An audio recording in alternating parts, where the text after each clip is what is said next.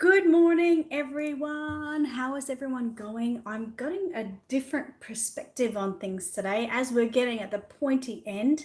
I've had some pretty amazing YouTubers there telling me they really didn't like the light or the camera that I was providing with the lessons, but you know, it is what it is. So anyway, though, today I decided to go on my phone as I know that the camera on my phone is 100% better than on my tablet. Let me just wipe this. Hi, Terry. So I thought I would definitely go on to my phone because then when I'm giving you like the really good visuals of doing hair, you should be able to get the best picture possible for the day. Hi, Jeannie. I hope you got my message. Amy's baby belly is really cute. Hi, Mama. Hi, Astral, Tiny Toes, Angel. There's my Julia. Thank you, Julia, again for sharing everything for me. Hi, Kenda and Deb.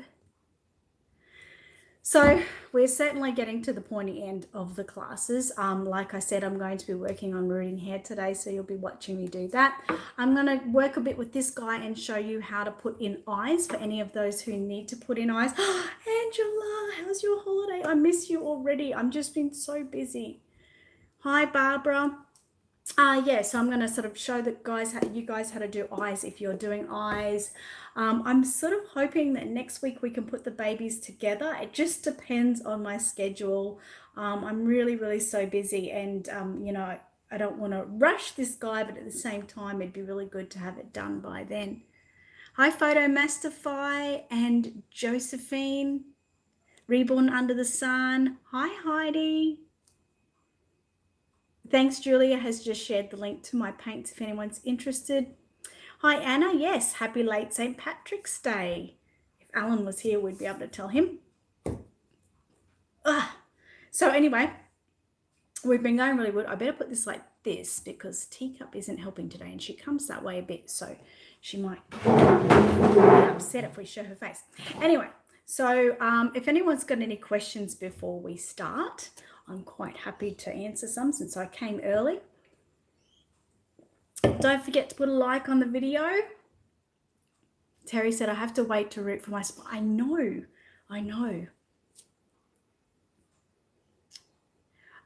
Julia, thank you. Julia has just shared my GoFundMe. Now my GoFundMe is just like a non-compulsory thing. It's just for those who would sort of like to help out. I just want to acknowledge those people who already did support my GoFundMe and just let you guys all know that, it does help a lot. A lot of people, I know a lot of people think that, it's really easy and I'm rolling in cash, but I really am not. So it has really helped a lot with just giving me that feeling of, moving ahead and keep going and just that kind of encouragement.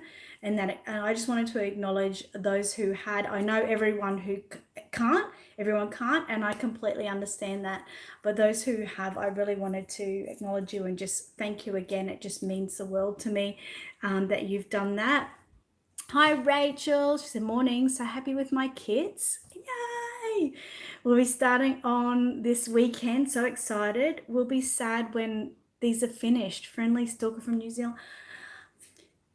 Don't be sad, just keep going. And I hope you aren't that close to Christchurch. I mean, you're close enough to wherever it is, but I just wanted to, say that, everyone in Australia is really, fighting for you. We have your back, and it's just a horrible thing that occurred, absolutely tragic. And, the tears flow here every day from so many people. So, mwah. But when it comes to reborning, we'll just keep together. We'll keep going. You'll keep having lay-bys and we'll keep having you get more and more kids. Squishy Slime, Reborns and more. Wow, I love your name. Happy St. Patrick's Day to you too. Hi, Charmin. Andrea said, did you find any goodies at the baby sale? We found a few things. We ended up getting Amy a pram. She hasn't got it yet because it's on order. So that was kind of exciting. Amy got lots and lots of freebies, lots of kind of moisturizers and different stuff and nappies. So she had a good time anyway, but it was a good day. Thank you everyone for joining me on my little walk over to that baby show too. Thank you, Angel.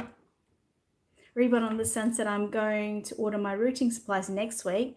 So I'm going to be a week or two behind, but I'm truly enjoying the class and taking notes. Excellent. And no one's really behind, you know, like, I mean, even if I am finished, I'm going to be still here answering people's questions, and we'll just keep going with it as much as we need to. So, you know, you're not behind. Thanks, Squishies. That's what I'm going to call you. Maxine, hi. Teacup isn't here yet. She's running late, but she's actually not going to do the hair rooting. We've been so busy at Aussie Reborn Supplies lately that things are really quite stressful and overwhelming. And, you know, I think it's been getting to her a little bit. She's been falling a little bit behind. But, you know, that's not her. It's just so much workload, and then your computer will be slow one day, and we had power outages last week. So we've had some big hard hitters. So she's going to work today because we need to get on top of things. Tan79 said, hi, Annette. I would like to know the difference between the different types of hair. It just depends really on how it's made. It could be like a synthetic hair. It could be a human hair. It could be, you know, alpaca hair. It could be, you know, the mohair. Like there's just differences.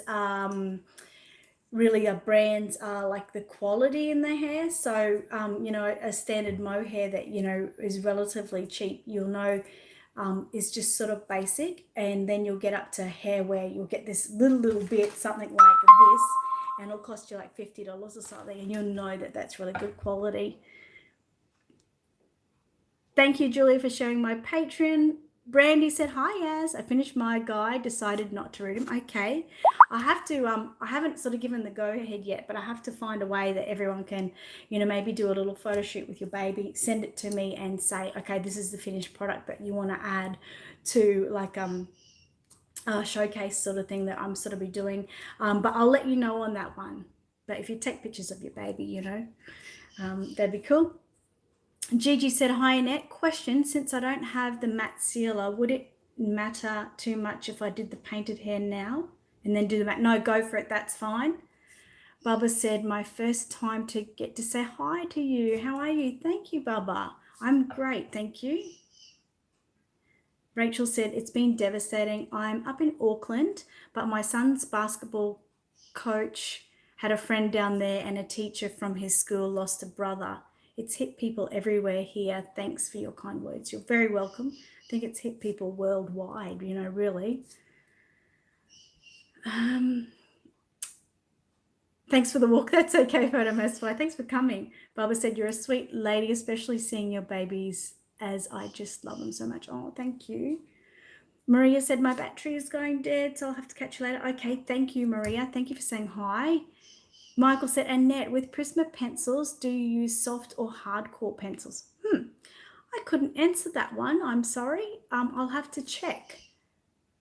I'll have to check that for you. Barbara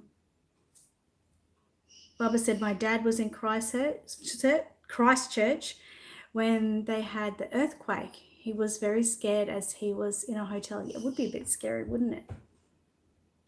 Tan said, thank you. It's so confusing with all the hair types available. Yeah, I can sort of, I'll talk a bit more about hair later and sort of recommend the ones, you know, I recommend.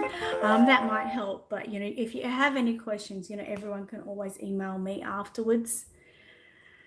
Jeannie said, condolences to everyone in New Zealand. Thanks, Jeannie. Squishy said, your babies are so cute. Thank you very much. Terry said, Heidi, does your new wave get affected by the cold? I use mine on season porch, and I'm afraid of it cracking. Oh, okay. Charmin said, do I mix the matte sealer with thinner or not? No, you don't. I just want to stop there too and say a big hi to Heidi who is in Nebraska, and she is safe from the floods at the moment, but it still would be a bit devastating and overwhelming for her. I'm sure she can't get on. She probably doesn't have any internet, but love you, Heidi, and I hope everything's okay with you. Barbara said they told them to get out, and when it happened, as they never experienced it before, they would live in Tasmania. Okay, live in Tasmania, yep. My heart goes out to everyone who has been affected by the shooting. Apparently, he will not be charged with terrorism now. That's disgusting. If anything, he'll be charged only with murder. Well, he'll never get out of jail. Heidi High said, I would think it might crack. I use mine in the living room. Lorraine, hi Lorraine. She says, Mateo is waving madly at you and he is trying to get your attention. Mateo, hello, baby. I love you and miss you so much. I can't wait to see you in a month. Brandy said, yes, love the Kiwis and friends in Netherlands and Nebraska. Yes, definitely. Ashel, I'm not sure if I've said that right, said, God bless Heidi. May God keep you safe. Rachel said, with the strawberry lip I got from you, it has oily stuff in. Do you just mix it? You don't have to add thinners. Yes, that's it. It's a really terrible paint that because it gets so oily, but that's the whole part of it. It's to keep it nice and moist and wet, and you don't have to add anything to it. You just like apply it straight to the lips. So yeah, keep mixing it every time because otherwise you'll use more of the oil, and by the time you get to the bottom, it won't have as much oil in. But I did have that happen once, and I just dropped a couple. I just mixed it with a bit of thinning medium, and it sort of perked back up again. So, but it's really oily, isn't it? Bubba said, take care, sweetheart. God bless and your family, honey. Thank you very much. Tammy said, love your videos. Thank you so much for sharing. I'm new. Oh, great. Thank you so much. And Rachel says, awesome. Thank you. All right. I'm going to zip my lips now. So I'm not going to answer everyone's messages. I'm sorry. I do love you, but I'm not going to answer everyone's messages because we've got to get to start this class. And gee, Teacup is late. She said there's traffic. So anyway, I'm going to work on this first just so I can do a quick bit of a tutorial for you guys, whoever's doing eyes. So I'm going to, poke this guy's eyes out. Hopefully I can get them out. He's had them in for so long. Poke them in. Yep. Okay, so just a quick tutorial for those who have eyes, okay? Just remember, this is just my test limb head, he gets around the place. So, but I thought I would use him. Okay, so you'll have your kit, and obviously it's going to have open eyes, right? You'll need a scalpel like this, something similar, something really nice and sharp. But please remember, they would cut through your skin like they would cut through your skin like they'll cut through butter. They are so sharp, especially when they're new. Over time, of course, they blunten. But please remember, obviously, if you're under 18 or something, you might want to ask mum to help, or if you feel a little bit nervous, a lot of people get their hubbies to do it for them. So if you feel a bit nervous about it, just don't do it. So you'll see in the eyes there, I have opened them, so your eyes will come sealed. It'll just be like that ball, sort of like that, without that bit of opening there. What you need to do is just cut along the bottom in like a moon shape. So if I was to get in there hard, I don't know how well I can show you, and this is like a flap here, so you just literally cut the bottom. That's like the bottom of the eye. So if we were going underneath and you were in it, you would be cutting along the bottom of the eye, just like in a moon shape, upside down moon. That's how you would do it. So again, I'll just show you just so you really know, like that. So it'll be then like a little flap that can open up. And if it doesn't open up big enough to put the eyeball in, then just cut it a little bit more. But they cut really easy. So make sure you do it from the bottom. I've had people do it from the top before. So if you could imagine how hard it would be to get in there to then cut the top of the eye socket, it would be difficult. And then to put the eye in and have it stay in a good position. Now this, again, is just the way I do it. It's not gospel. If you've got a better way of doing it, then stick with it. Don't go with me. This is just, for anyone who wants to know how I do it and how it works for me. But like I said, it might work best for other people other ways. That's good. Doesn't mean you're doing anything wrong. So that's how you do that. And anyway, you obviously have to have the right size eye for your kit. So most kits, obviously, when you buy them, actually say that it takes a 20 mil eye or something similar. So that's what you would buy. Sometimes you can go to 22 or 18 if this was a 20, just depending on the size of the actual eye here that you want. Some people like those, say if you have blue eyes, some people like those big blue eyes, and they like it to sort of not have as much white showing, when others like the white showing. So it really depends on what you're doing. If anyone's got any questions, please put a big Q in front of your question and maybe put all your writing in bold so I can see it, because I'm not answering everyone's messages. So the eye will be, this is just the cheapest doggy cheap eyes that are ever available. I don't even sell these eyes. You'll see that they're completely open in the back. These are just like a complete sample. But any eyes you do buy generally should be like the half eyes. They're easier to get in. Some of the glass ones are like completely round, and they can work as well. It just means a little bit more fiddling around and can be a little bit more stressful type thing. But definitely, yeah, the tool helps. This helps tremendously. Or do you need that now? Yeah. Okay, you can take it away. I'll finish with it. So yeah, the tool helps tremendously, and because it is so sharp, it makes things a lot easier. You can literally get in there and cut it really quickly. Another thing you could do is you could get your heat lamp and you could put it inside just to heat up the head a bit, which would make it more squishier and movable to put the eye in. Especially if you've got like a harder vinyl, it'll definitely help. Thanks, Terry. So I hope you saw the eye. Remember, yeah, this is just like a really cheap set of eyes. They're just samples I have here. They're not great quality, but generally your acrylic eyes that I have here are very similar. They're just stronger and better quality, so to speak. But some of your glass ones will be complete flat back. That's okay. That's fine. So when we put them in, it takes a little bit of manpower, a bit of arm power. You sort of have to get in there hard. That's why some people might like to heat it up. But generally, you'll be pushing and put in the eye. Before I do that, I just wanted to say that if you are rooting the eyelashes, they can be temperamental. So I wouldn't suggest it if it's your first time. I would suggest more of a strip eyelash, which you'll glue on. But if you are rooting, generally I would go sort of in this section here, not in the line, but just in front of the line. It's such a small place to work with, but I would root down that way like that. I don't even have my needles here. What the heck am I doing? Okay, that was one thing I missed.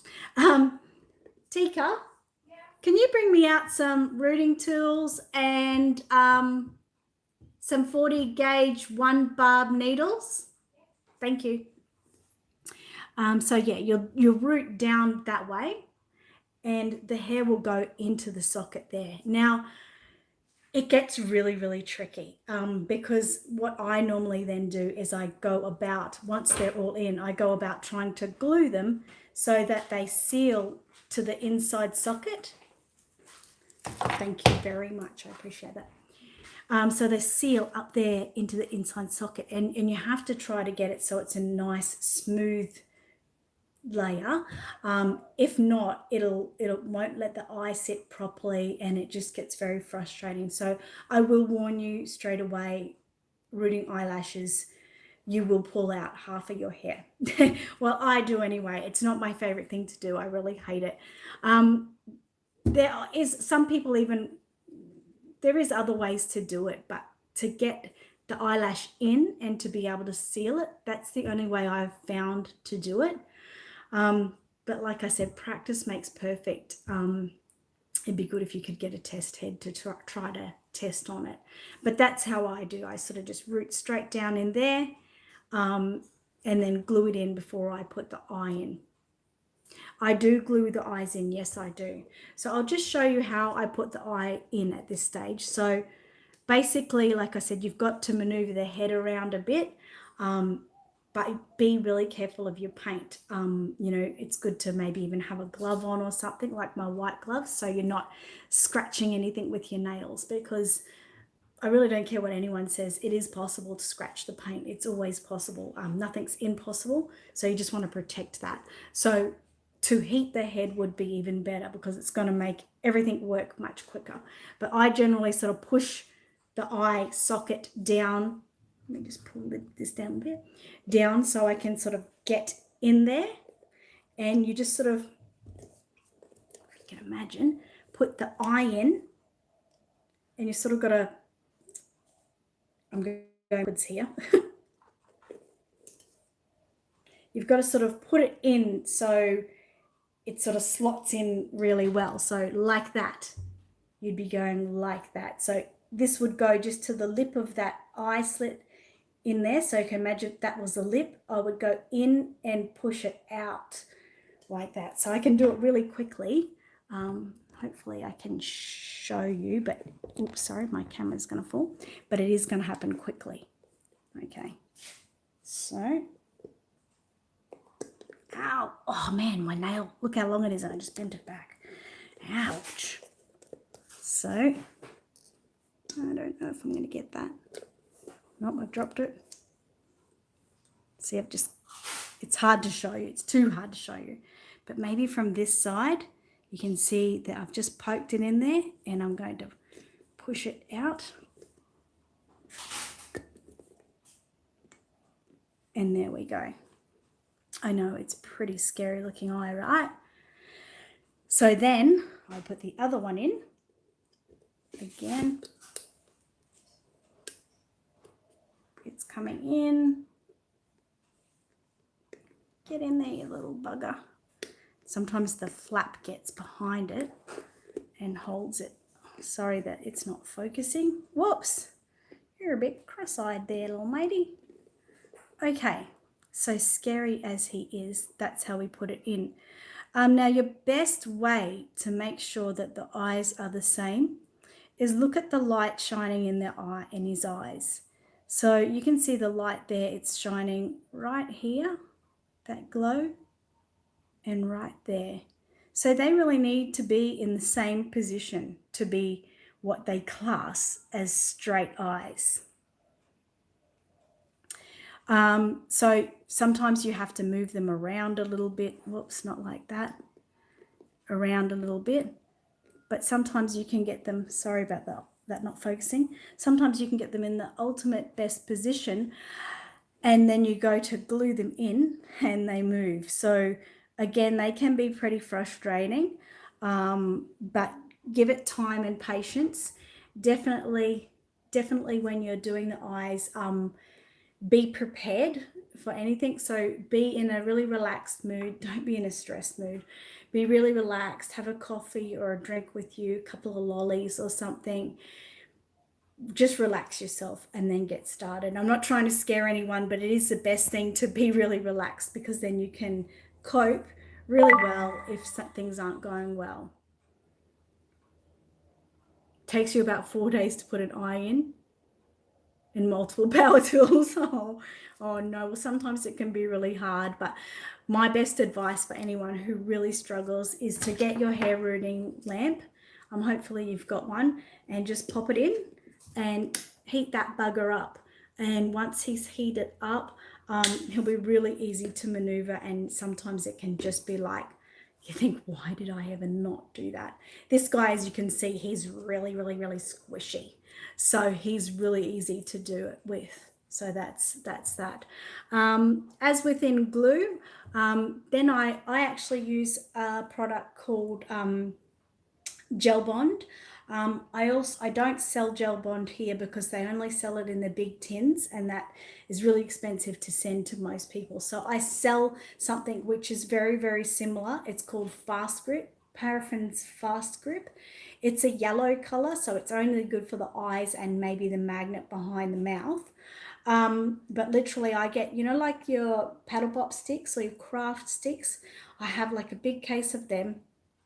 And I literally, you know, get the glue, like, you know, on the end of the paddle stick.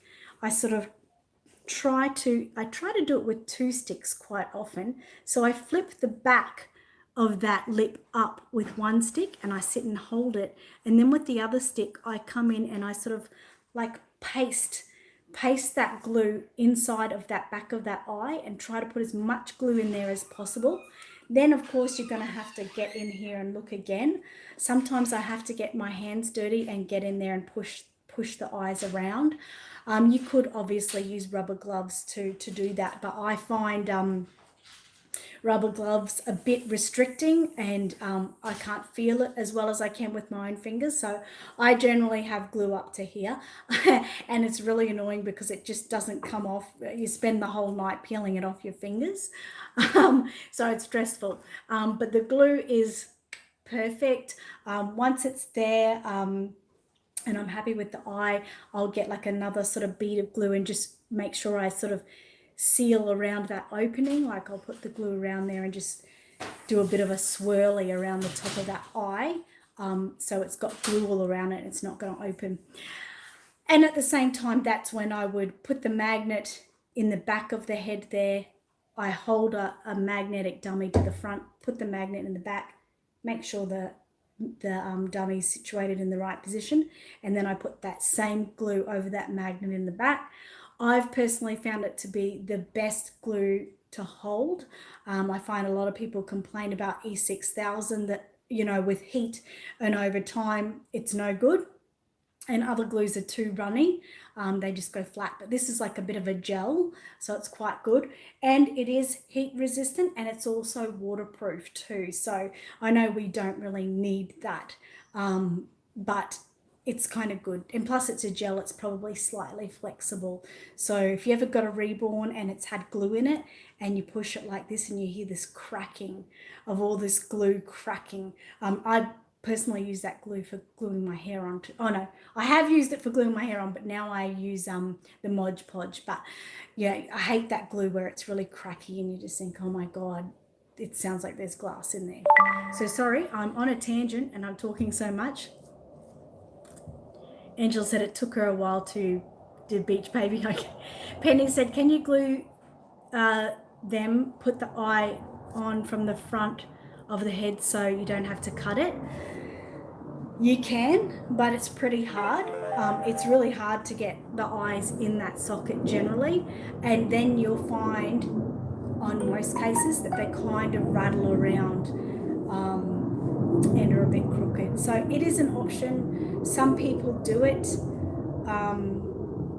Again, there's no right or wrong answer. So if you do it and it works for you, I would say do it. I have had people that have done it though, and the eye, like either here or here, has split and they've been devastated because it's been an expensive kit. So that's annoying. Another thing that you can do if you're doing it from the back and you're really finding the eye's not sitting properly, it's moving a lot, something you can do is get like a little bit of polyfill and sort of make it into a ball and put it in behind the eye as a stuffer. So it stuffs the eye from behind and pushes it forward, so it definitely sits in nice and flat against the surface.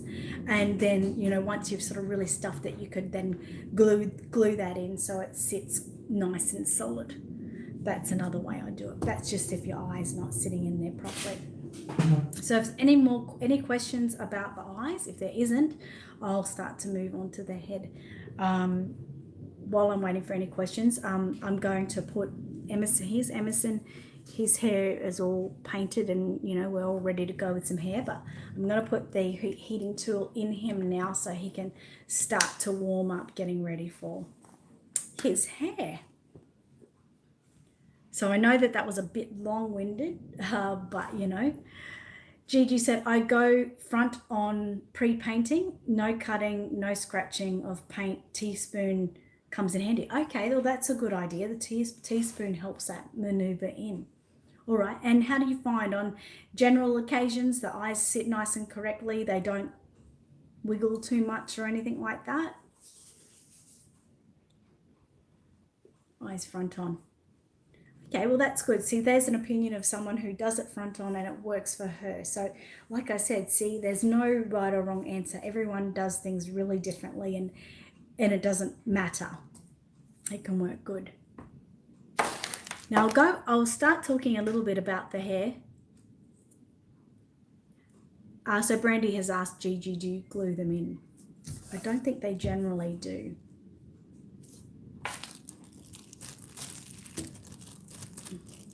So we've got a few tools we use for when we're doing hair rooting. So I'll just briefly show you them now. No glue, Gigi says, and always sit nice. Paint hardens the vinyl. Okay, cool. Thank you for letting us know. All right, so this is one of the rooting tools that we sell here at Aussie Reborn Supplies. This is just your standard wooden rooting tool. They're $8.55 Australian, and if they're getting sent overseas, it's $3 Australian to have them sent. So obviously you'd have to convert them to your currency. So they're really, really easy to use.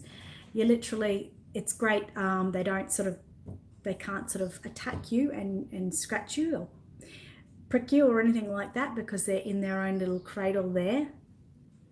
Gigi says I use glue in eyelashes, so that glues in the eyes. Oh, okay, cool. So with these, you basically just pull out the little bung here, the little wooden bung, and the needle will come out with it. You turn the needle around, so you take it out of that cradle and you put it back in the opposite way around, which will be the thinner end. As you can see that shaft sort of goes up, tapers up. And so with that, like that, you can put it back in and there you've got your tool. So that's really, really easy to use. It's very, very popular. A lot of people swear by it. But just remember, if you are buying it from me, this is just like a general needle. I think it's got lots of barbs on it. It's probably got about, I couldn't even tell you, maybe 12 or something barbs. It's pretty ridiculous. But it's just a sample that comes with the tool. So don't just get the tool and expect that needle's going to last forever, because it'll probably last about 5 minutes. Most needles break really easily, especially in the beginning when you're learning. And as you get used to them or start getting a needle that you like best, that's when you tend to break less, but you still will break them. It's just part and parcel of rooting hair. So I don't have my Deluxe rooting tool at the moment because I'm out of stock. They tend to come and go very quickly. But this is basically anyway what the Deluxe rooting tool looks like. I do have one upstairs, but I got everything ready, would you believe, and just didn't get the tool. So the Deluxe rooting tool is very much like this, except for it's got a wooden mushroom shape end on. This is just like a plastic one. So basically with these type of tools, you need to cut your needles. So let me just get a needle out. So when you're cutting a needle, a lot of people get their husbands to help or someone similar, because a lot of people like to cut down in that thick shaft, but generally I don't. I just literally, where is my, I don't have them here, of course I don't. But generally I've just got a needle nose set of pliers, and I get the pliers down to where it's just tapering off there. So about here, I get my pliers and I just literally snap it. So I'm going to snap it now. Just going to hold it down and snap it. Oh, that didn't even snap very well. Look at that. Okay.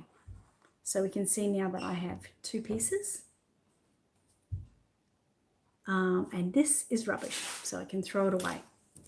So what actually happens is you can see there's a little cross section in the end of that tool there. So you literally just unloosen the little screw nut there, which will start to open that cross section.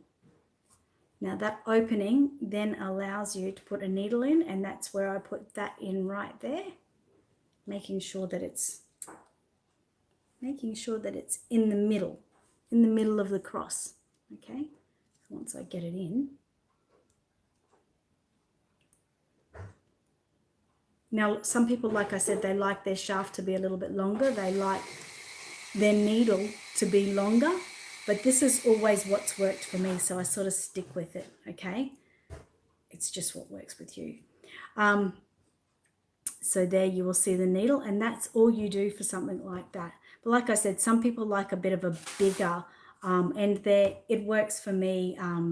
So generally that's how I do it, but that's how you make a deluxe rooting tool. Just see if anyone's got any questions. Good morning, Kylie. Penny said, how do you measure the eye size if the kit doesn't say? I would be getting on Google first. That would be my first thing to do, to see if Google has that kit name and eyes. But if you can't, you'll have to get like the eye calipers. And basically with an eye caliper, you can, it's just a tool that sort of measures from here to here, and then basically on it tells you what sort of size you'll need. So an eye caliper. You like that one too, Angela? Okay. Chalmers said, good question, Penny. That's what I want to know. Okay.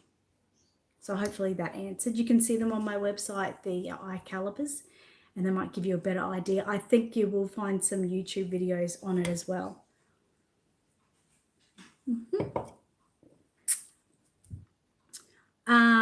Yes, I do. Julia, Julia's already on it for me. There's my email address. Sorry when this goes out of focus. Yes, that's all good. Thank you so much for sharing that email. Gigi said, hi, Phyllis, watching this. I just gave away my deluxe tool. Oh, well.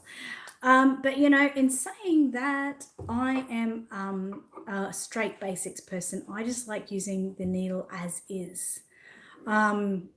I always used to use my deluxe rooting tool. Always, always, always. I was addicted to it. And like I've showed you guys a few times, if you look at mine compared to a new one, it's all really dirty because I've been using it for, I don't know, a ridiculous amount of time, 15 years or something like that. But lately I've been getting back to basics, and I'm just really happy with using this as is. Barbara said, just click on that, and it said there was an error. Okay, probably just copy and paste or just write it down would be the best. So if you get needles and you got them in the mail from me or someone else, please remember that these needles are normally coated in like a fine oil coating, which stops them from rusting. So you do need to sort of prepare them before you actually put them in your kit. And normally I'll get something like this. I'll do it with the side here, and you should see that there'll be a black mark left. See? Now we don't want that black mark on our very special kit, so I will get something like this kit and I will stab it quite a few times. Sorry to say, that sounds horrible, but see, we don't want that sort of look on our beautiful work. So just do it a few times just to make sure that all that oil has gone, and that's all you have to do to prepare that. Okay. So I'm going to get my hair now ready, and I'll explain a little bit to you. This one I'm using for Emerson is a Delta Dawn hair. Delta Dawn is a beautiful, soft, silky mohair. It's very expensive. You can see I have used it on other occasions, and I do not like to waste any bits at all. So it works really well. Another great mohair, like I've said, is Slumberland. Now these, you should be able to just go on Google and type in Delta Dawn mohair and it'll bring up where you can buy it from. Same with Slumberland. Slumberland definitely has their own website. And another hair which I can highly recommend is a Susan Nagel. Now I don't know where she sells it other than City of Reborn Angels in which is close to me. So Elna from City of Reborn Angels is wonderful, and the product itself is amazing, her Susan Nagel hair. I used Susan Nagel hair when I made Matilda, and I have to say Matilda was one of the best hair that I ever made.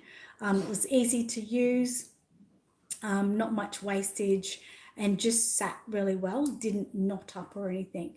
Now I do have mohair here at Aussie Reborn Supplies. I'm pretty much out of stock at the moment, but it's due in the next month. Now the colors I'll have is black, like a medium brown, light brown, ash blonde, and light blonde. This hair is quite a good price. It's about $15 for 15 grams, which is really, really good. I think that's how much it'll be. I've got to check that there's no import fees that will bring the price up, but generally it will definitely be under $20, which is still a great price. I have thousands of customers who swear by it, saying it's the best mohair out there. It's actually a mohair that I actually buy from China. It's not the best, but it's pretty damn good for the price. I even still use it on occasions when I need to. So if you're looking for something that's well priced and still a really good hair, then that's one to go for. Like I said, it won't be back in stock for about a month. But yeah, very, very popular mohair. So hopefully that gives you a bit of an idea. I have heard the one from Bountiful Baby. Now, sorry to say this, it's called Ruby Red or something like that. You pay a lot for your money and you don't get that much. That's been my experience. And also the dye runs in it. Now, generally in the lower class mohair, you should sort of give it a bit of a wash to get any dye out of it if you need to. I have heard my black curly does need a wash before it's used, but all of the other mohair I have no one's ever complained about it running. But yeah, you always need to watch that, especially when you're getting a cheaper mohair.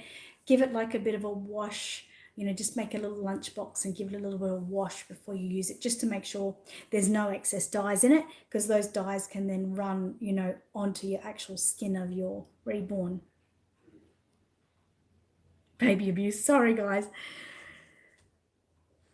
Disregard fun with the click. Okay, that's okay. Michael said, Annette, do the needles have nickel in them? I don't think so. I honestly don't know. I'd have to ask my producer of them and find out, but I don't think so. I think it's just pure steel. If it was something you really needed to know, let me know and I'll research that for you. Deanna said, hi, Annette and everyone. Hi. Gigi said, what size needle have you ever used raw, well-washed, but from goat mohair? Yes. If you can get your hands on any raw mohair or goat mohair or anything, definitely just give it a good wash, and sometimes it can be really great. Well-priced and really great, but you really need to, they say, really wash really thoroughly using shampoos and conditioners. You need to get that animal smell out of it to make it completely clean. This size needle that I'm going to be using at the moment is a 40 gauge 1 barb. But my next favorite is 42 gauge 3 barb. Now I have, that's probably my best seller, 42 gauge 3 barb, mainly because people just feel that they get the best result from that one. You can go higher. So if you go to 40 gauge, 46 gauge is a thinner needle. So it won't leave as bigger hair plugs in your head.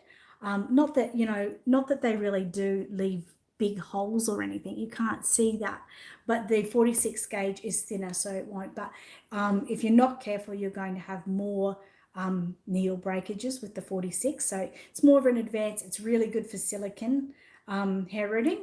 If you're a beginner and you're a little bit nervous, you might want to go down to a 36 or a 38 gauge. That means that the shaft is just a tad thicker and not as much of it. It's not going to break as quickly, but it still will break. Phyllis said, what a bite, Gigi. I went to GoFundMe and it took minutes. Sorry, I'm sorry that it took you minutes. I'm sorry. Michael said, Gigi, I thought she asked teacup for, yeah, I did 40 gauge single barb. And it's really coarse filling from Bountiful Baby. Yes, it is. It's really not the best one to go for if it's cheap, if you're after something cheap. But definitely if you're a beginner, go for that Ruby Red from Bountiful Baby, but be prepared that there might be some dye leaking.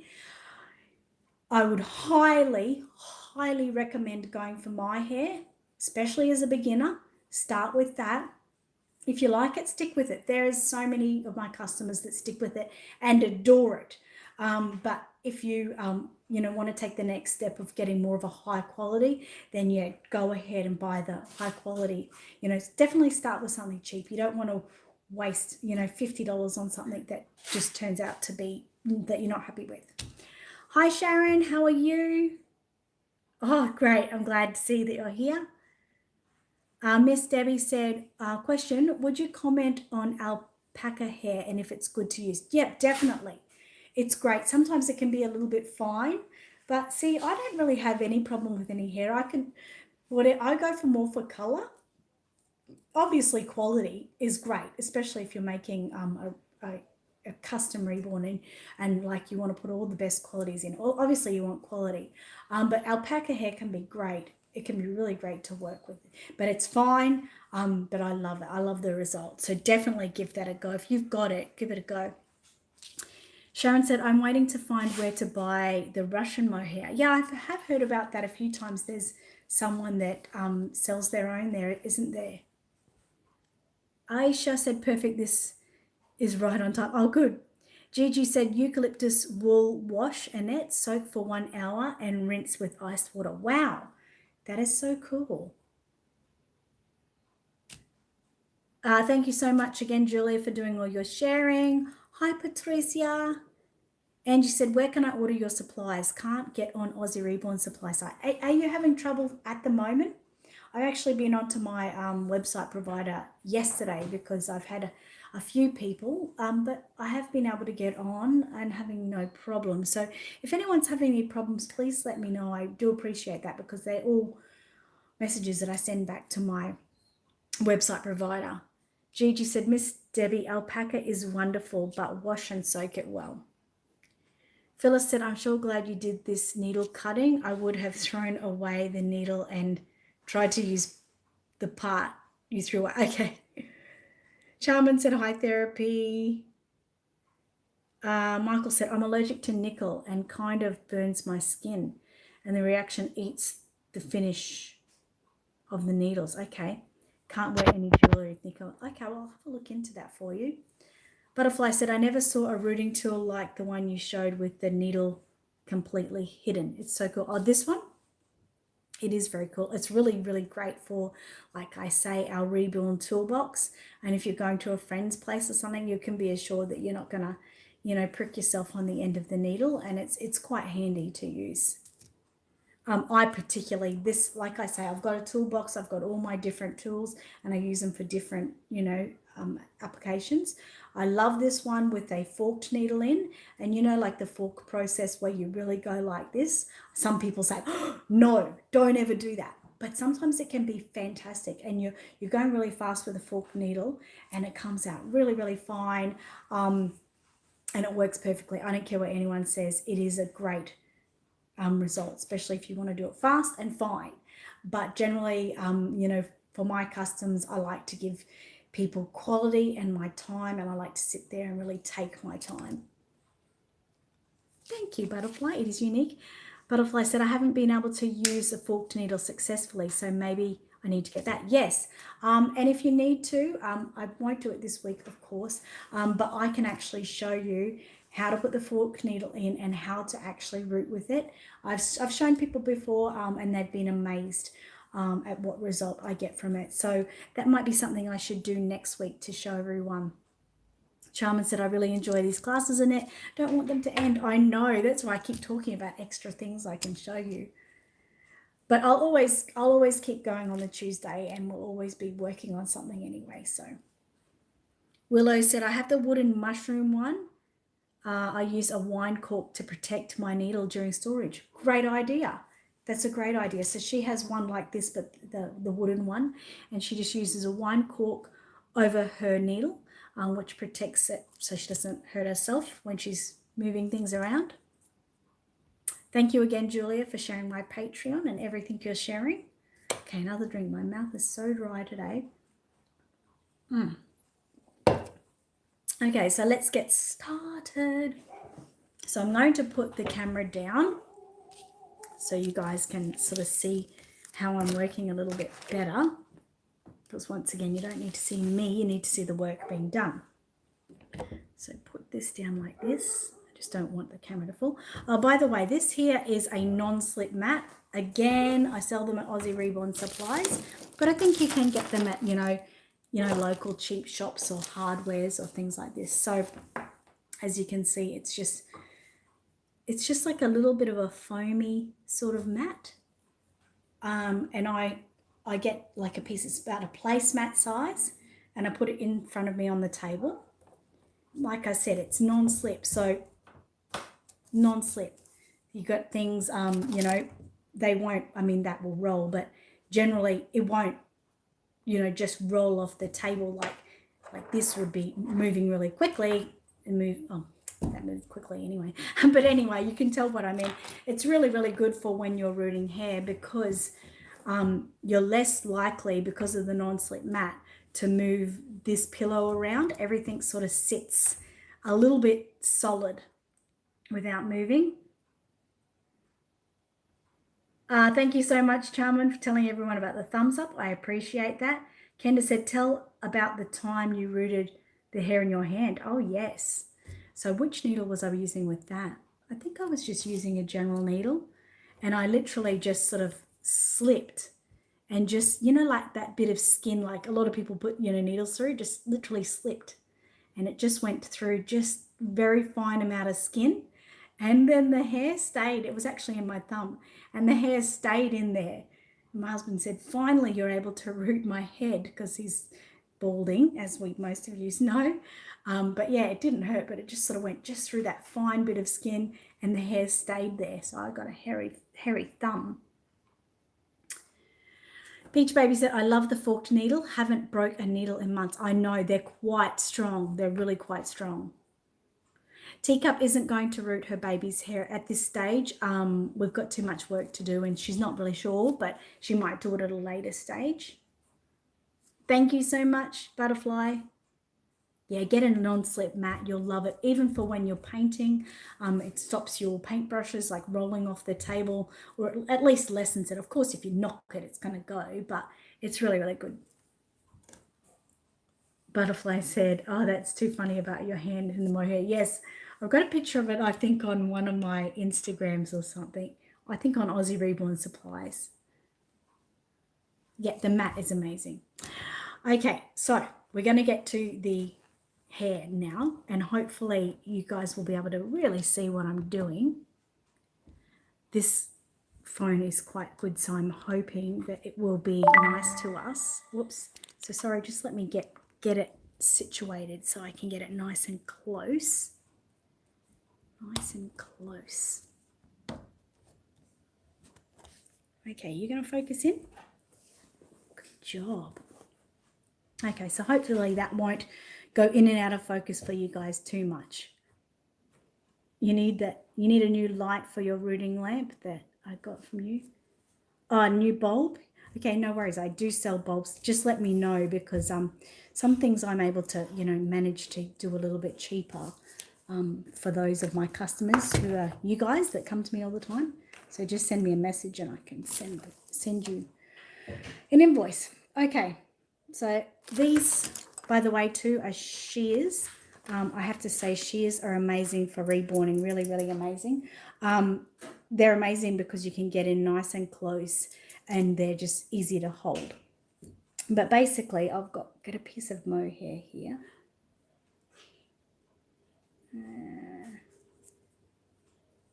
So I've just got like a little piece like that, and that's all I really need. And I'm just going to cut just over an inch, but you really only need about an inch. Just like that, nice and quick cut. Now, it is nice that I have a little bit more, working with a bit more, so I'll cut a couple.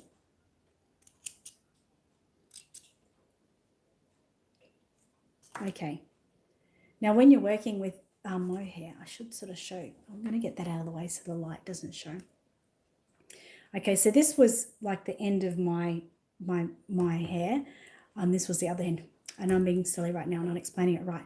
But basically, most hair that we work with will have like a if you can imagine, if you looked under a microscope and you saw a piece of hair, right, it would kind of be like the barb of a needle. So you'd have a nice straight piece of hair, and under the microscope you would see fine bits of hair sort of poking out, kind of like that. Follicles of hair sort of poking out the shaft. And if it was like hair in the right direction, the hair follicles would be maybe going on that angle. So what we need to do is we need to sort of get the hair and sort of just feel it. So if you were sort of feeling this way, you should feel a little bit of a rough feel, which will feel like the follicles. It's some mohair, it's harder to feel on others. So don't be too stressed if you can't get it right. It can be a little bit full on. Cuticle layer. My goodness, thank you so much. And then if we were to rub our hands down the other way, it would feel really smooth and really nice. So that would be like the way you sort of want to put the hair in. So like shingles on a roof, yes. So if I do this, I probably should have done it before I cut it, but I can feel here, just grab tight on one end so it doesn't all come out everywhere. So I can feel down that, feels fairly smooth. Just really got to think about it. If I grab the other end, probably feels a little bit rougher. Yep. This feels a little rougher. So for me, that would be rubbing that hair the wrong way. So what I need to do is use that end of the hair to root in. And that way, those tiny little follicles or cuticle layers, like we say, they help to hold it in place. They really do help to hold it in place. So another way we can figure that out is actually by rooting just a little piece into the hair. So I'll do that now. I'm not going to worry too much about the fineness of the hair at the moment. But just with this needle, because it's a one barb, my barb needs to be facing downways. So I can just push that in and we'll leave hair there. It did, but I want more hair. Okay. So I know that's going to be pretty hard for you to see because it's so fine, just here. But I should be able to grab that hair and give it a little tug, okay, which I did, and it doesn't tug out too quickly. If I put the hair in the opposite way, I might give it a tug and it'll come out really, really quickly. But this way, give it a little tug and it won't, it's more unlikely to come out. Okay, and it will come out, but it's got that little bit of resistance. So that's what we're feeling for, that little bit of resistance. Now remember, it's not the end of the world if it doesn't work for you. Practice might make perfect, or the hair might be just really hard to get that feel. Some people don't have really great sense of feel. They might not be able to get it, and that's okay too. So anyway, this is where I just sort of keep going from now. So I'm going to sort of keep talking to you guys as I'm going.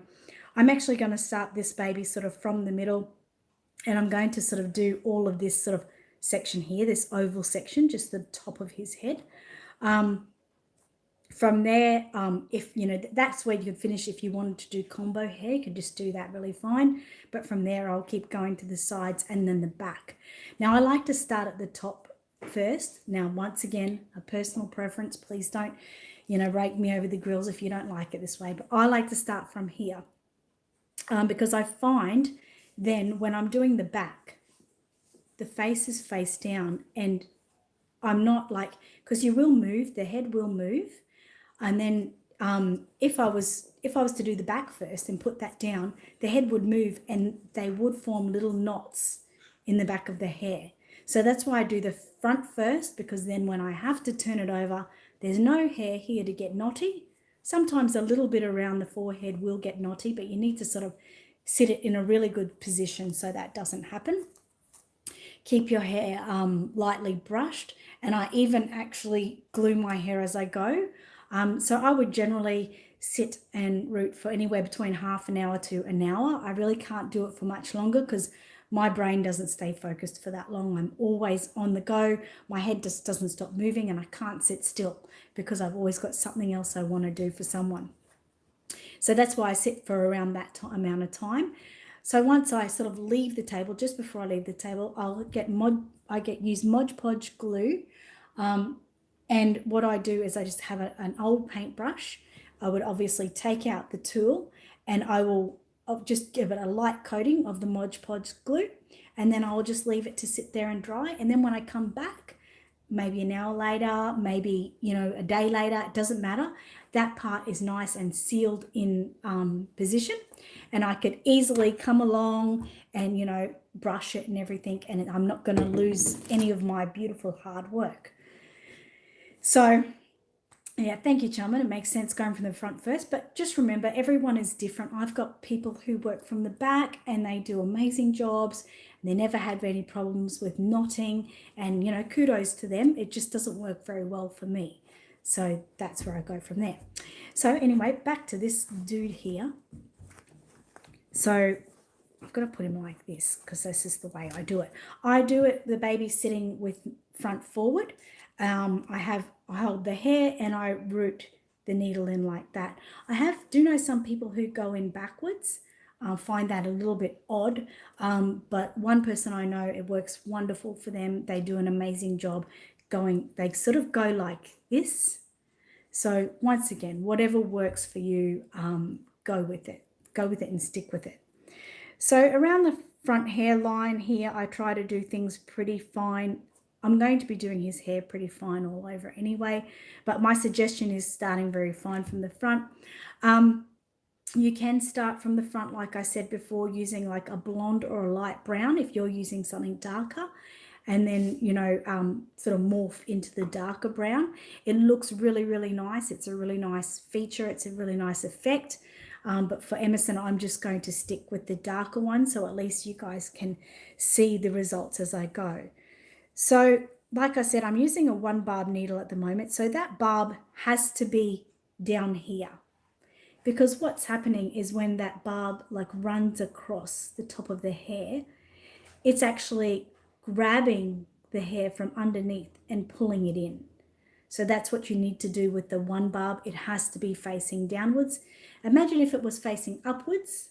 Let's say if it was facing upwards, it wouldn't grab that hair as it goes through it, and you'll have a terrible time trying to get hair in your head, and it'll drive you nuts, so to speak.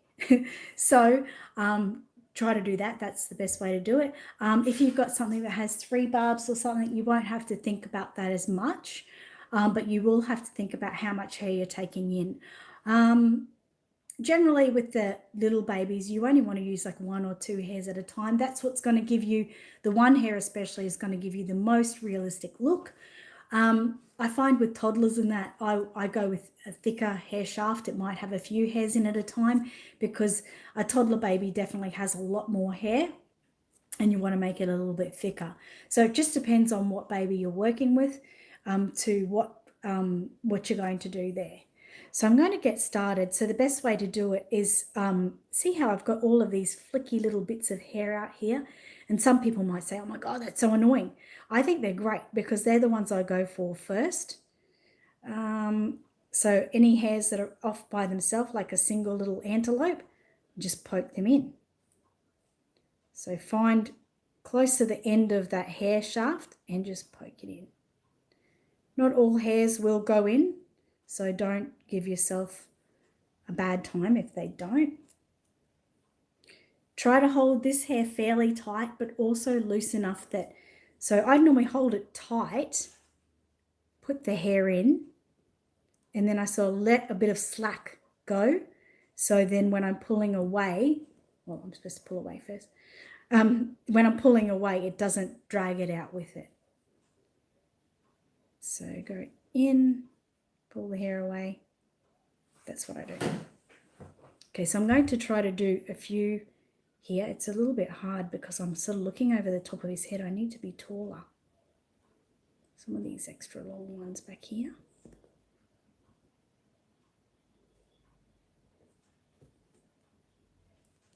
So I'm just trying to get like a a little section here so you can see really well. Make sure your hairs are fairly close together.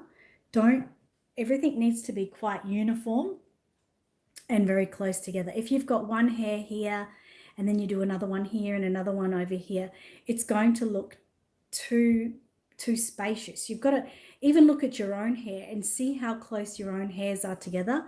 They're really close together, so that you need to try to keep that uniform look of keeping them all close together.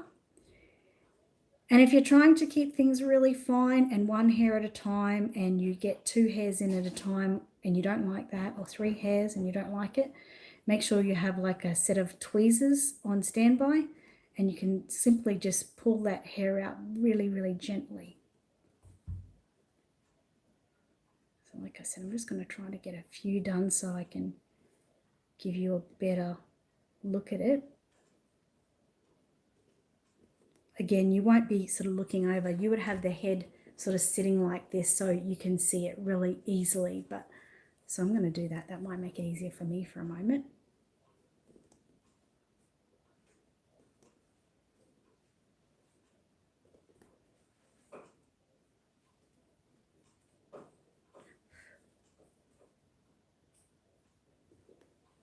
Just take your time too. I found generally the size, I mean, you might not know this, but generally the size in Australia of a 50 cent, 20 cent piece actually, that takes me about half an hour to do. So it does take long. 20 cent piece would probably be about the size of the head of that. That would take me about half an hour to do if I was doing it like this.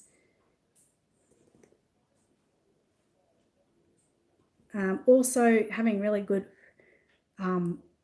line of sight is really good too. So if you need glasses, I suggest getting a pair of glasses just from your local cheap shop or chemist that are really cheap, that might be a little bit stronger to look at, because looking through them can be really, really good to magnify it for you.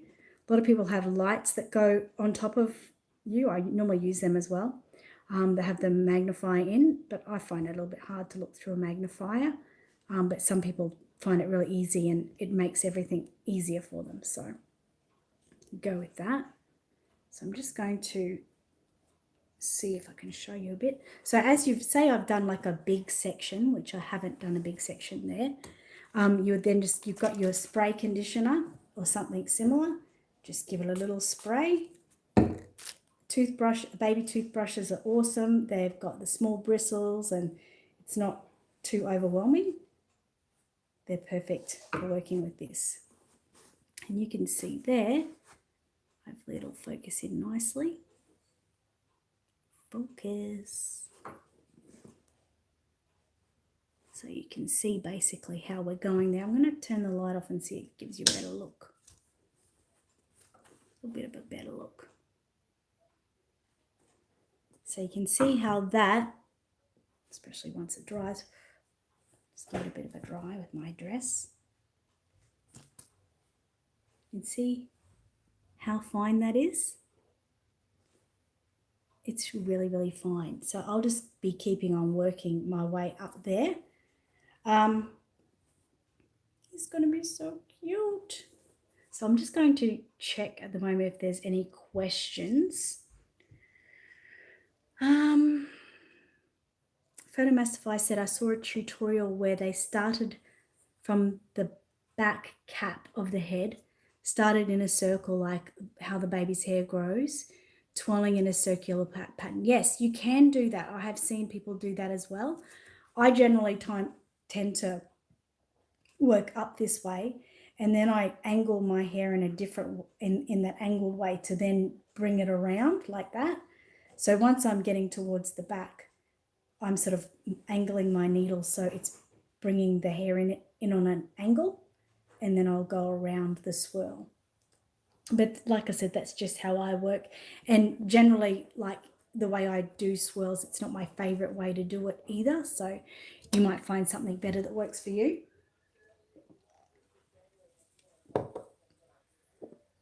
So I'm going to keep working with this hair. And I'll try to look a little bit more to see if anyone's got any questions. So another thing too is if you get things the right way, if you form a way that works well, you won't use that much hair. It's surprising how much hair.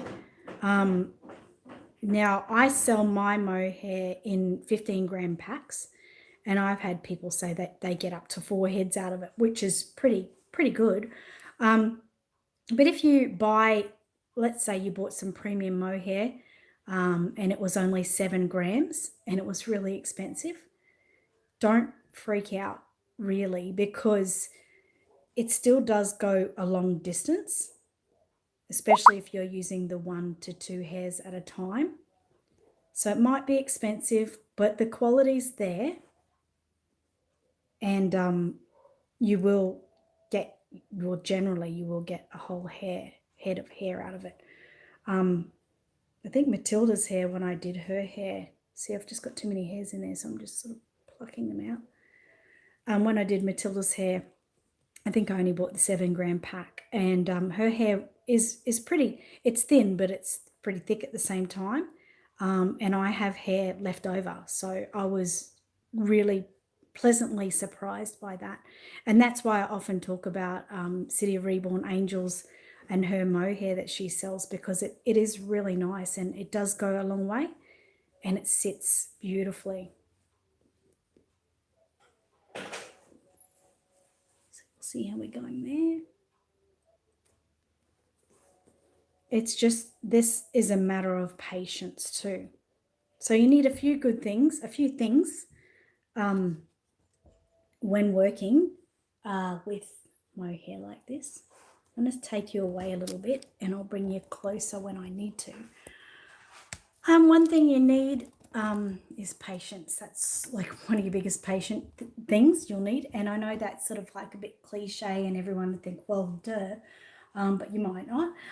But yeah, you need a lot of patience, and just one of the best things I could recommend is to I normally have my computer going beside me, and I get onto YouTube and I click onto the 24-hour relaxation music or things like that, and I just have the relaxation music playing with and my screen, full screen of what they're showing, which is normally like a waterfall or something really pretty and serene. So it really takes you just to that point where you're just thinking about that. So that's one thing, patience, and some good music around. A steady hand is obviously very helpful, and a lot of people who have like arthritis and everything, it's really difficult to even do it. But if you do have arthritis or something to do with your hands and you struggle with that, then my suggestion is maybe just to do combo hair, to do it on top, or just don't do it all the time, because you've got to think about yourself there. You don't want to do too much harm to yourself. Eyesight is really, really great. So if you find you don't have that really great close-up eyesight, then my suggestion is to see, I would just flick that back a little bit, flick that hair back that I just put in, and just pull out gently, and it'll pull out a couple of hairs. So yeah, if you don't have great eyesight, you can get the magnifying lights, or just go to your chemist and get some stronger glasses. So how to do it at the chemist is the best way to do it is to literally you'll put the glasses on and they'll make your eyes go wobbly, because you'll be like, oh, that's too much. But if you've got like a book in front of you, some small print or something, put the glasses on, and even though you won't be able to see really around, it's too blurry, but you'll be able to see right there. I mean, I wear glasses for long distance, so mine are not small distance, but short different distance. But that's the way I did it. And so it was really, really nice and clear for me looking close up, but anywhere else, even that far away, was too blurry. So that's something you could use too. Just make sure you've got that tool right, because the eyes are really good. Now, I do have a pair of those glasses, and once again I forgot to bring them down with the tool, but they do make a big difference for me.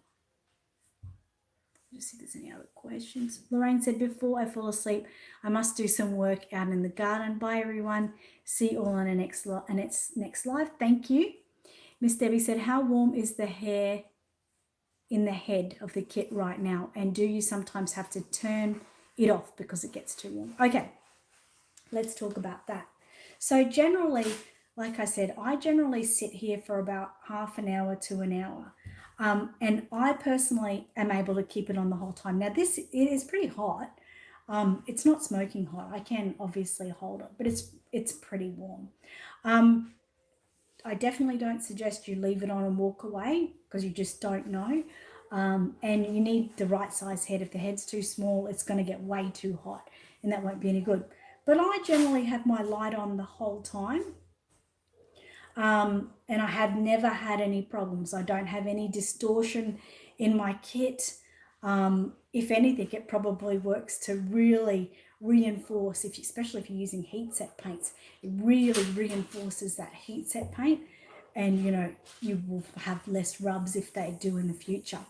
But if it's getting a bit warm for you, or you think, yeah, that's really hot, I'm able to root it really easily, by all means turn it off and work with it for a little while without.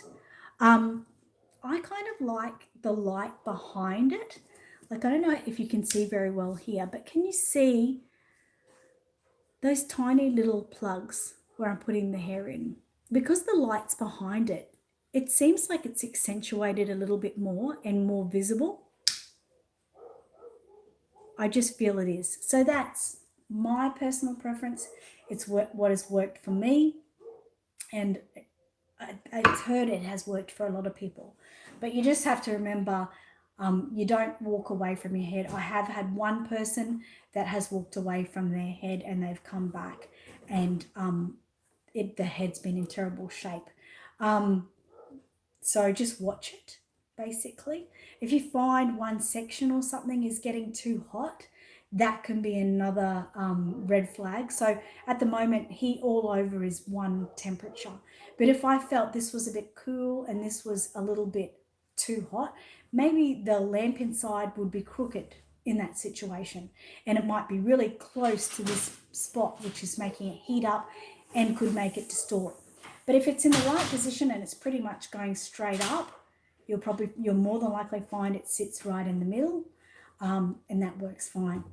Remember, if you're using a bigger head, like a toddler size head, it will take a lot longer to heat up, and in some instances it doesn't heat up enough. So this hair rooting tool might not be good for all applications, and in that way you'd have to probably use a heat pack, or even put it in the oven for short periods of time. So that's what I've found anyway. Sandra said, I'll be doing my first Reborn as soon as my kit comes. Oh, exciting. That's so cool. That's so cool. Yeah, I think it does look really nice.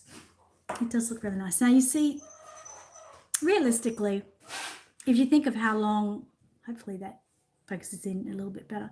If you think of how long I have been working on him, I haven't probably been sitting here solidly for about 10 minutes. So, it can happen really quickly with dedication, that's for sure.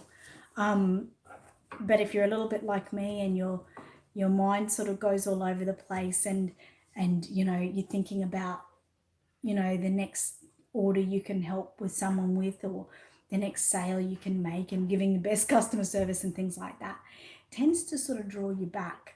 But if you've got a day off work, or you don't work, and you've got some quiet space, you can get a lot done in one day, I can tell you that. My Crazy Nan said, hi Annette and Reborn buddies, sorry I'm late, I hope everyone is well. Everyone is doing great, thank you. So I'm going to keep going a little bit more, so just so you can sort of get a little bit of a time frame of how long it takes me to do it. Generally, it's just all about dedication and focus.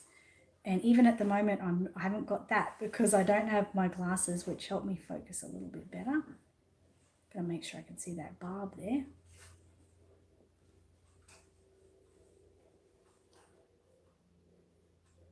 So I mean, I've got a friend who finds rooting hair very relaxing. She loves doing it.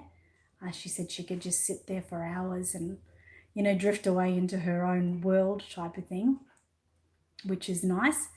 And I've got other people that say they can't stand it. They do everything they can to get the customer to go for painted hair or bald because they just hate the rooting process.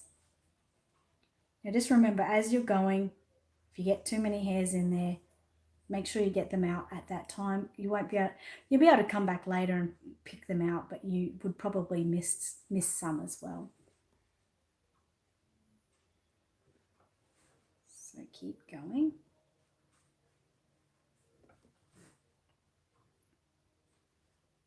Hi, Lily.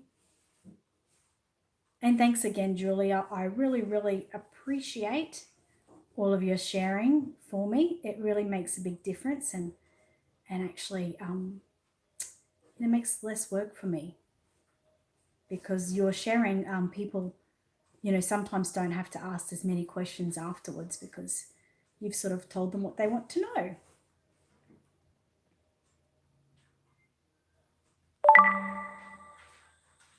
So with my magical realism paint that we've been working with, well, many of us have been working with, I'm actually, you know, talking with a company in China at the moment to print my book up properly. For those who already have my paints, obviously that was just a book that I created and printed out myself to the best of my ability. But when the new books come in, you'll be able to get a free upgrade. So stay tuned to that. I don't know how long away at the moment. I actually have to pay for the process, so it could be a month or 2 months away, but they will be coming. But yeah, and anyone who has ordered a kit already and is on here and able to hear my offer, you'll be able to get a free upgrade to the printed version of the book. So that's kind of cool. So I'm going to be a published author. Bit crazy, isn't it? It's really good. And as we go further with the paints and they're getting more and more popular, I'm just also in the process with my designers at the moment to print better labels for each of the paints. Oh, look at that. See, I don't know how well you can see this one here. See how thick that hair shaft looks to, say, all of these over here. So what I do, like I said, is I just flick that one forward. You can see, flick it forward with my needle. Look how thick it is. You can see there's probably about 5 or 6 hairs in there. So just flick it forward and just grab it with your hand and just gently pull. It's obviously better if you're using a set of tweezers. Put it back in amongst the hair. The tweezers will help because they'll pinpoint the area more. And if you pull the whole lot of hair out that you've just done, don't be sad. It's better to have it pulled out than have it nice and have it really thick like that. But yeah, you've just got to be quite, you know, dedicated and take the time to know when you've got too many hairs in there. Let's see if there's any other questions. It's not working for you. What's not working for you, matey?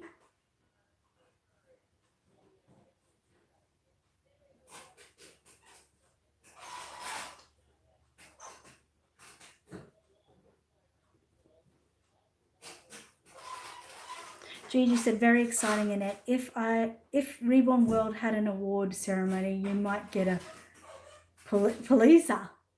Please say you know what. I don't know what a Pulitzer Prize is. I have heard of the word Pulitzer, but I'm not sure.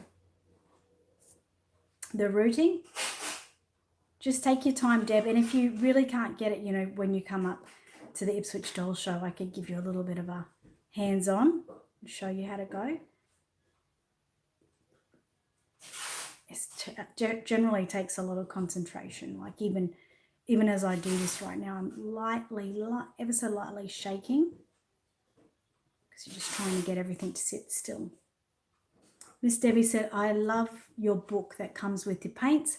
I only wish that I had brought larger size bottles of some of the prep and thinning liquid and such, because I'm gone through that fastest. Well, like I said, an International Book Award. Thank you.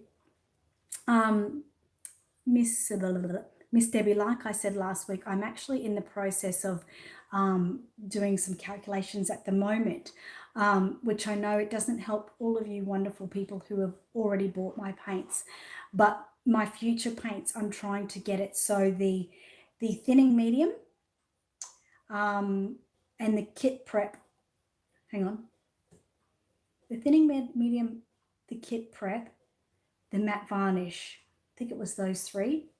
I'm trying to get them in bigger sizes for the kits because I've realized that the paints really go far. They really, really go far. But with the kit prep, people are using more of the kit prep, so they really need a bigger size. And then the matte, obviously, they're using that more. And then the thinning medium, they like a bigger size of that too. So I'm in the process of sort of adjusting the whole kit at the moment. Now, I know, like I said, that doesn't help those of you who already have the kit, but I still thank you and acknowledge you so much for, pushing yourself forward to get the kit. And, you will obviously have to buy updates, but for future reference, they will be upgraded to those bigger sizes because I like it to be more of a one-stop kit for a little while instead of getting the kit and then 2 weeks later having to refill it, if you know what I mean. So I'm in the processes of all those calculations at the moment. I'm trying to keep the price the same. I'm trying to negotiate with my supplier of my ingredients. I'm trying to negotiate some discounts and that. So if I can, I don't want to put the prices up, but if I have to, I have to, if you know what I mean. So I'm just going to turn that off now. You can see that I've done it more than I did originally. So again, just with my spray conditioner, give it a little bit of a spritz. It doesn't have to be much. And just, this is one of my favorite bits, getting it all, brushed down. Now you can sort of trim it as you go. I like to trim it afterwards, but you can see how lovely that looks. It's so pretty. It's so pretty. Aww. And you can really, go ahead and think outside of the box. You don't have to be so uniform. You can it might be thicker hair in this part and thinner here. It might be brown here and it might be light brown up here, like a different color, which gives a visualization of it being a bit thinner. So, think out of the box and, this is more if you're a little bit more advanced. Think out of the box, use different colors, do different styles. Another style is great is doing the side part where you would start here and work up to that side part. And then you would start up and go there. So there's different aspects you can think of doing. You need better hair, okay. Oh, hang on, where are we at? Tiana, sorry. Is that how you say Tiana? Hello, you're new and you've been watching my videos and taking notes. Oh, good, I hope they have helped. For my Reborn said, so sad. I have to strip my kit using golden acrylic, not going on good. I usually use Genesis. We'll try one more time with acrylic. My advice to you with acrylics is definitely go really, really fine, really translucent. It's all a process, but I have found the best. I mean, I couldn't do it as well for this guy because I really needed you to be able to see the paintwork, but I found the best magical realism painted work that I've seen is where they've really gone translucent with the color, and that has been the best. If you do it too thick, it sort of starts getting a bit of a dirty look, and you can really see the thickness in it. So you want to do it really thin. That's what I've worked out with how I've been with the air dry. Cheryl says, what kind of mohair do you use? I'm trying alpaca hair now to see if I like it. Yeah, alpaca's great. At the moment, I'm using Delta Dawn. My Crazy Nan said, true, my thinning medium and kit prep is almost gone. So larger sizes of those two in the kit would be great. Yeah, and then when you get to the matte, you know, that would be good to go further as well. Where do you start the hairline? I generally, you don't want to start it too far back. You need to look at some Google pictures of some babies, even yourself, you know, like I have started this one about here. So looking at the front, you've got to see that it doesn't look too awkward. When you don't want it started down here, you can imagine that's going to look silly. And if you started too far back, it would look silly too. So you just sort of want to start it, you know, sort of where you can see like the forehead sort of, you've got to visualize it, like really visualize how you would expect it to look with hair. And another great way to do is actually get your mohair and you can just sort of sit it and see, like if I was to do it there, you would think, oh, that's a bit silly. Or if it was really far back, it just looks too much. So you could just sit the hair on the front, and so it gives you a bit of a visualization of what you can expect. Doesn't want to focus in very well. How nasty. My Crazy Nan says, I have lots of matte varnish left though. It seems I hardly used any. And I did 2 coats. Okay, well that's a good feedback. Thank you.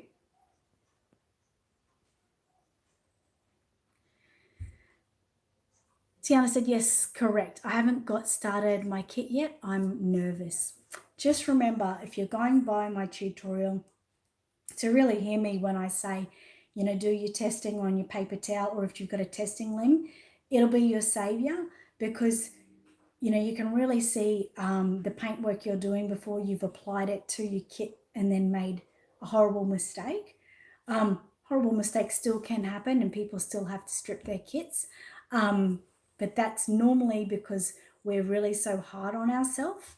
Don't be so hard on yourself to begin with. Just go with the flow. And if it's not turning out as good as you like, you can always strip it, or just, you know, give it away. You know, obviously keep it if it's your first reborn, that can be good, but you could give it to a little girl or an elderly patient or something like that. And I assure you they get a lot of love out of it. So don't be so hard on yourself. Take your time.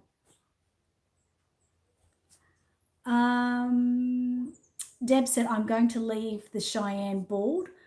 I'm going to put her together now. Okay, good one.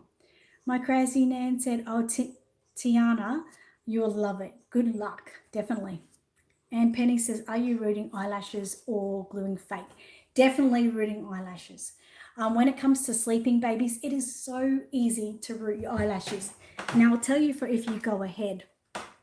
Obviously, we can see there's a line here, right? And that is where you'll be rooting your hair, just in along that line. And the biggest advice I can give you is to do it this way. If you can imagine, if I was to root the eyelash in that way, the eyelash might sit up. And that's not right. If I've got my eyes closed, my eyelashes are laying down against my face. So we need those eyelashes to lay against his face. So you need to hold your needle like this, which will push the shaft of the hair in on that direction, and it'll make it lay in that direction. Hopefully you understand that.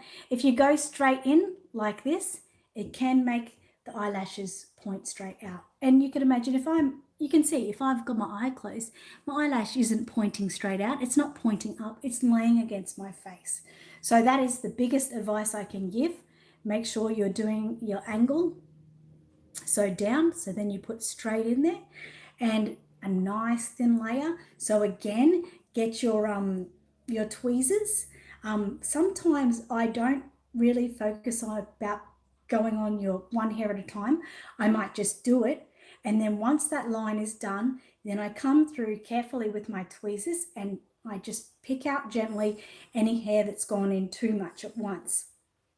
And It's beautiful. It's the most beautiful and realistic way to do eyelashes on sleeping babies. I have to advise it 100%. It's much better than using your glue strips or whatever on there. They won't ever come out and it'll look really, really real. And it's really easy to do. So if you can, give it a go. You know, if you are feeling nervous about doing hair too, you can always use your testing loom, even though it might be a leg or something, to do testing doing your hair that way as well. You're welcome, Tiana. Trisha said, the first baby I made, I stripped 3 times before I was happy with it. Don't be so hard on yourself. Exactly. I mean, who's in a rush, really? If you're doing a beginner reborn, it's not like you've got orders coming in. You know, you've got time to prep, almost like, you know, give yourself a preparation year. Say, I'm going to give myself 1 year of preparation where I'm just going to make babies. I'm just going to go and make babies. I'm going to make lots of babies if I can. And I'm going to do it in every different way I can and find my groove, the best way to do it. And, you know, just don't be sad and don't be upset about yourself. Try to get your kits that are on a super special so you're not losing much money. And just practice in that preparation year. And after that preparation year, if you find that you find yourself really good, then maybe try to start selling some babies after that. My crazy Nan said, I had to strip my head. My poor darling was looking like a burn victim. It's not perfect, but it turned out fine for me and I love my baby. The head is going on today. Oh, yay. And she said, Annette, did you have any trouble rooting eyelashes on your tink? Yes. Oh, yes. I managed the hair rooting fine, but the eyelashes are building up. Yeah, it was really, really difficult, really difficult. My advice, like I showed before, how to do eyelashes on open eyes, try to go by that. Try to make them very thin if you can. You don't want too much hot hair going into the socket, which then gets all muddled up and knotted up and confused in there and causes too much space, so to speak. But like I said, be in a really unstressed environment, take your time. And if you really can't get it, go with a strip eyelash and glue it on. But yeah, it was very trying. It was hard because I loved Matteo so much. He was already a part of our lives. And then when I did his eyelashes, and I thought, I'm going to ruin him. I'm just going to ruin him. And please remember, you know, I might have been doing reborning for many years, but I still have struggles every day.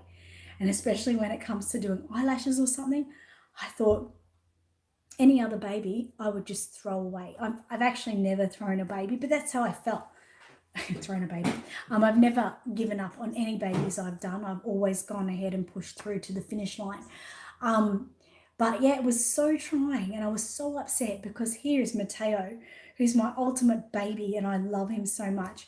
And I just thought, if I ruin him, I'm going to have to, you know, smack myself with a ruler or something like that. So just remember, like, even your best artists will still have, you know, their down day where they've had enough, you know.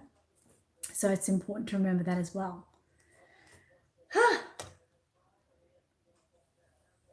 So I'm going to finish up now because we're getting to the end of the time. I'm going to try to keep taking photos as I go and sharing it on the events page. But please note, I'm really so busy lately. I'm having a real hard time sharing things. I just don't get the time. It's terrible. But I'm going to try to share it as I go. I really would like to get this hair finished within the week so that next week we can talk about putting him together and we can play that out together. I can't promise it. So if I can't, next week I might talk about doing, you know, the rooting with the forked needle and things like that. So I'm not sure yet. Please stay tuned with that one. It'll just see how my week goes with this one. Hi, the Reborn Collective. Charmin said, did you get my picture of my reborn on Messenger? I'm working on. I've gone a long way to. I probably have, but I haven't been able to check it because I'm on my phone at the moment. But I will have a look. Thank you so much. Thank you again, Julia, for doing all the sharing. You know I really appreciate you for doing that. I'll also take this out before I go. I'm taking out the tool, just push in the arms there. And you will see This is another part of my favorite thing. Can you see how long the hairs are in there? They're absolutely brilliant. So there's plenty, there's like about this much hair poking in the inside there, which is fantastic when it comes to gluing. So when I do the layer of Mod Podge over that, it will all lay nice and flat. There's plenty of hair to grip onto the glue. There's nothing worse than rooting the hair in and you look inside and you think, oh my God, I cannot even see the hair on the inside. It's the most weirdest, annoying thing ever. But yeah, practice makes perfect. Just make sure that that's inside. But that is what you want to see as a reborn artist. You want to see a nice crop of hair inside, which allows the glue to really, when you're gluing it, you can all sort of tangle it around each other and it means it's not going to come out.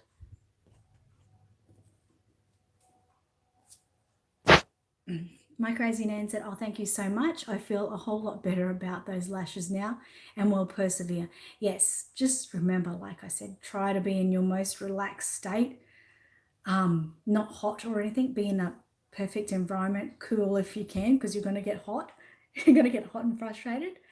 Then take your time, have a lot of light on the baby, have a lot of proper glasses, all that kind of stuff, and just be relaxed so you can be prepared. Penny said, is Teacup going to root or leave it? At the moment, she's leaving it bald, but we'll see. She might root it later on. Patricia is silent, but here, you're okay. You're welcome. Charmin said, you're welcome, Annette, and thank you so much for sharing your beautiful work with us all. We really appreciate you. Thank you so much.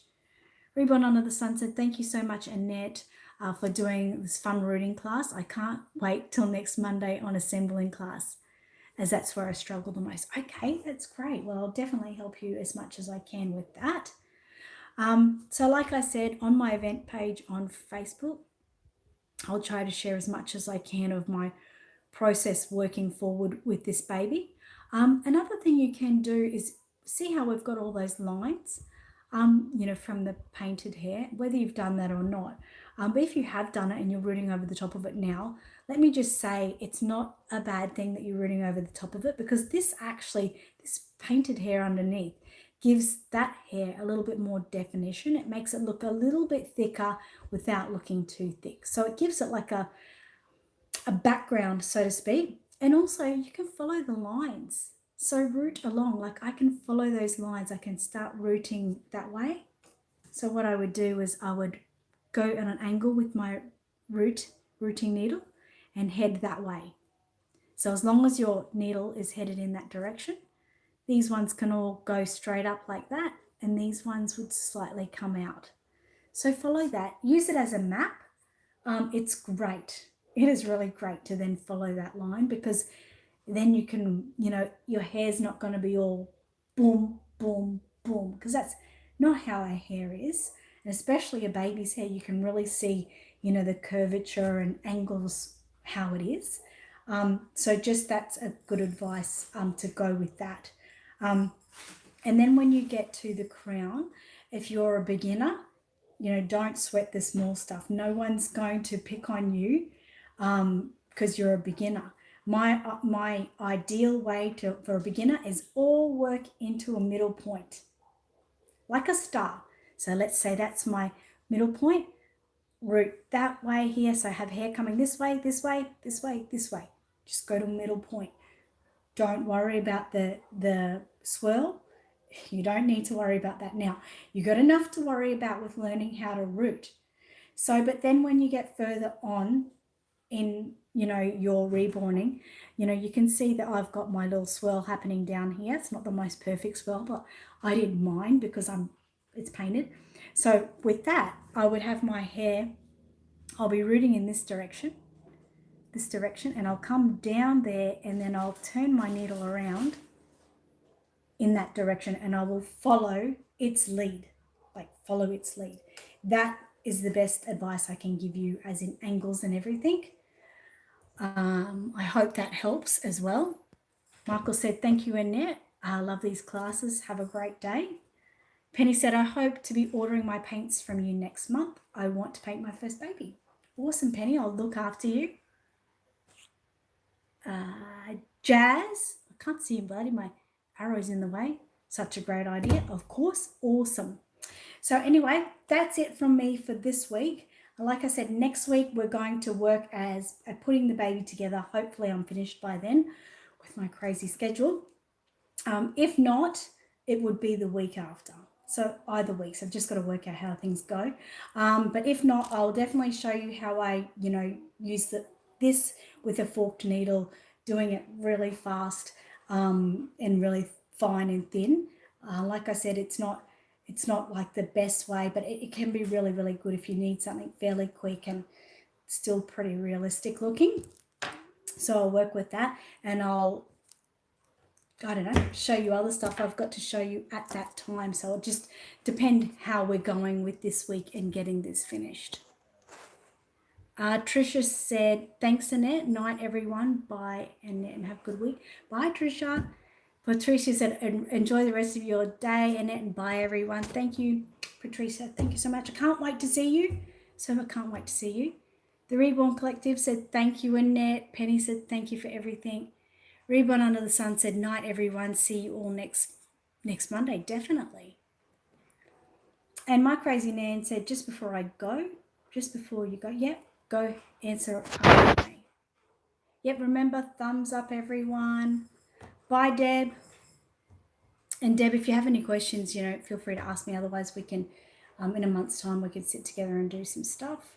Not long now, I know. I'm so excited. Bye, Penny.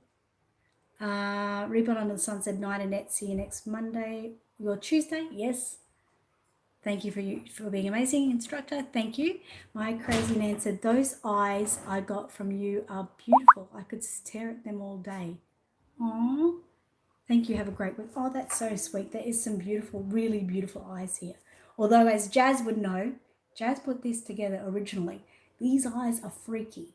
So yeah, we did that years ago, and that was funniest of the day. And I only just took the leg out of it not that long ago, just so you might like to know that. Gigi said, thanks, Annette. See you soon. Definitely see you soon. I cannot wait. For My Reborn said, good day and good night. Thank you always. You're welcome. Tiana said, enjoy the rest of your day, night, everyone. And thanks again, Annette. You're very welcome. Cheryl said, thank you, everyone. And thank you for showing us how to make a reborn baby. You're very, very welcome. Oh, my vacuum has decided to start vacuuming. Okay, fine. Do it then.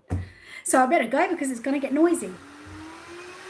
So thanks, everyone, for joining me. And I'll see you next week. Send me your pictures and questions if you have any. And I'll see you next week. Bye, everyone. Bye, Angie.